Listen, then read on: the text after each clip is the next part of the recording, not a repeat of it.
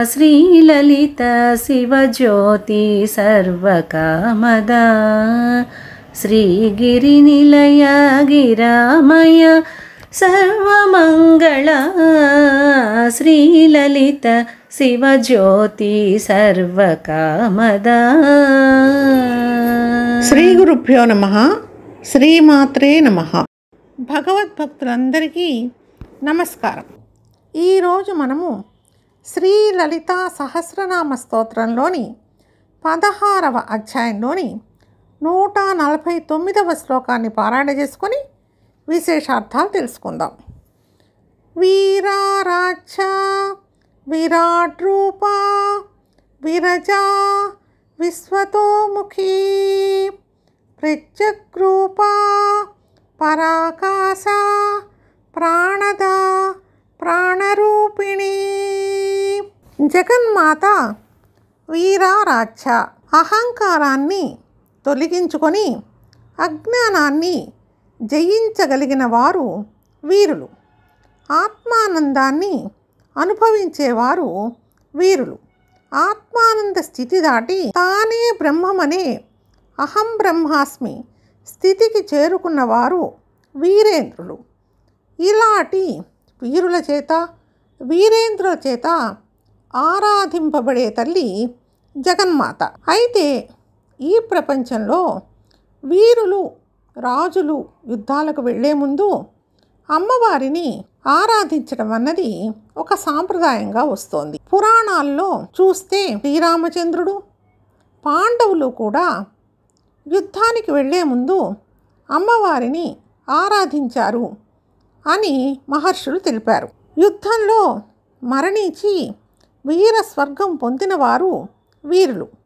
సూర్యమండలంలోనికి వాళ్ళు నేరుగా వెళ్ళిపోతారని చెబుతారు మహర్షులు. సూర్యమండల మధ్యస్థ అయిన శ్రీమాత ఆ వీరులను, వారి ఆత్మలను తన దగ్గరగా తీసుకొని వారికి ఉత్తమ గతులు ప్రాప్తించేట్లుగా అనుగ్రహం కురిపిస్తుంది. కాబట్టి అటువంటి వీరుల చేత ఆరాధింపబడే తల్లి. అందుచేత ఆమె వీరారాధ్య.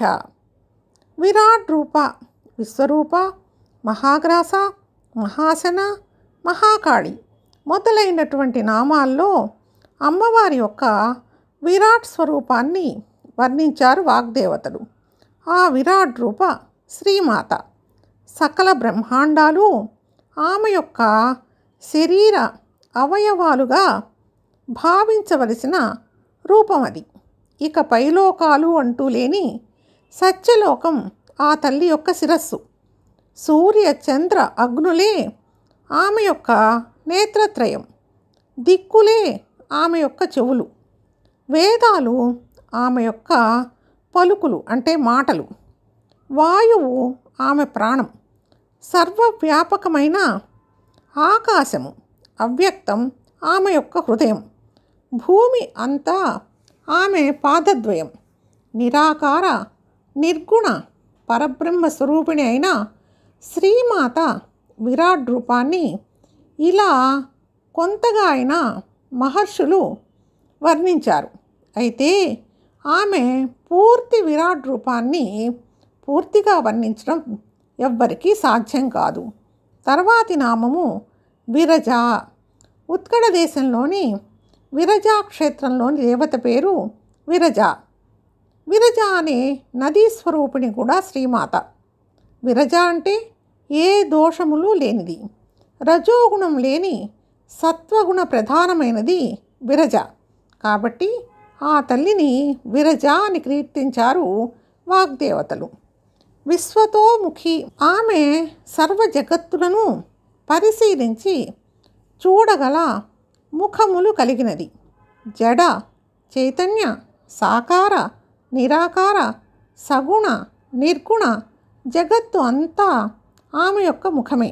ఆమె విరాట్ రూపంలోని భాగమే కనుక ఆమె విశ్వతోముఖి. ప్రత్యగ్రూప. ఇంద్రియములను అంతర్ముఖం చెయ్యగలిగిన వారికే ఆ తల్లి యొక్క రూపం కనిపిస్తుంది.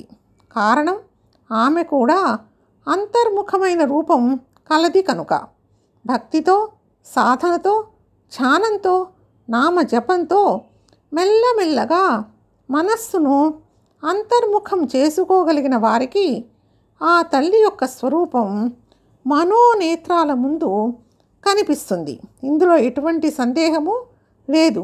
కాబట్టి ఆమె ప్రత్యగ్రూప. 2 చేతులు శిరస్సు పైకి ఎత్తుతూ మొక్కి ఋషులు నిల్చొని చేతులు జోడించి తపస్సు చేసే పద్ధతిలో ధ్యానంలో స్థిరంగా ఉండగలిగిన భక్తులకు, సాధకులకు శిరస్సు పైభాగాన సుమారు 10 అంగుళ ఎత్తులో నిర్గుణ పరబ్రహ్మ స్వరూపం అనుభూతమవుతుంది. దానినే పరాకాశం అంటారు. చివరగా కనిపించే నిర్గుణ పరబ్రహ్మ స్వరూపమే పరాకాశము.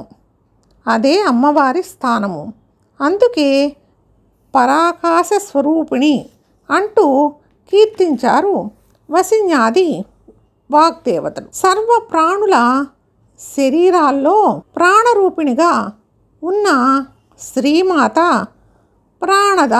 వారిలో చలనశక్తిగా శ్వాస రూపంలో బహిర్గతమవుతుంది కనుక ఆమె ప్రాణరూపిణి. ఇలా ఈరోజు మనము 149వ శ్లోకాన్ని పారాయణ చేసుకొని విశేషార్థాలు తెలుసుకున్నాం కదా. రేపు 150వ శ్లోకాన్ని పారాయణ చేసుకొని విశేషార్థాలు తెలుసుకుందాం.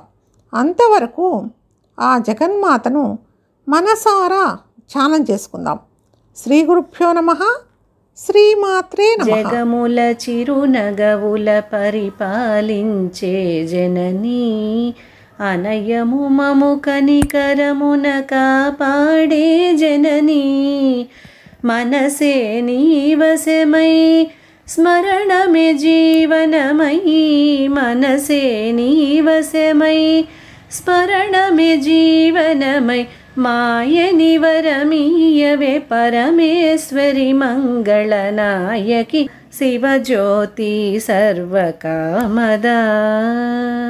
అందరికన్నా చక్కని తల్లికి సూర్యహారతి, అందాలేలే చల్లని తల్లికి చంద్రహారతి, రవ్వల తళుకుల కనక జ్యోతుల కర్పూరహారతి, సకల నిగమ వినుత చరణ శాశ్వత మంగళహారతి, శ్రీలలిత శివజ్యోతి సర్వకామదా. శ్రీగిరినిలయ గిరామయ సర్వమంగళ, శ్రీలలిత శివజ్యోతి సర్వకామదా.